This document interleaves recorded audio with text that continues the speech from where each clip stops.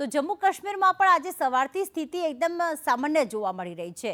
કૂપવાડા, સાંબા, રાજૌરી કે જે અત્યાર સુધી ડ્રોન દેખાતા હતા, ડ્રોન અટેક કરવાનો પ્રયાસ થતો હતો કે પછી સતત સીઝફાયરનું ઉલ્લંઘન થતું હતું, તે આજે સવારથી સ્થિતિ બિલકુલ સામાન્ય છે।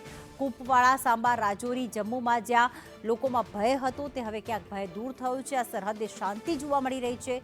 રાત્રિના સમયે કોઈ ફાયરિંગ નથી થયું અને સ્થાનિકોનો દાવો છે કે બજારોમાં ચાંપતી સુરક્ષા વ્યવસ્થા ગોઠવવામાં આવી છે। ગઈકાલે 5 વાગે સીઝફાયર થયું, ત્યારબાદ માત્ર અખનૂર વિસ્તાર જે છે અખનૂરમાં ત્યાં સીઝફાયરનું ઉલ્લંઘન કરવામાં આવ્યું હતું અને ત્યારબાદ જ્યારે ભારતે ફરી એક વખત કહ્યું કે જો પાકિસ્તાન છંછેડશે તો ફરી અમે છોડીશું નહીં, કારણ કે સીઝફાયર બંનેની સહમતિથી થયું છે।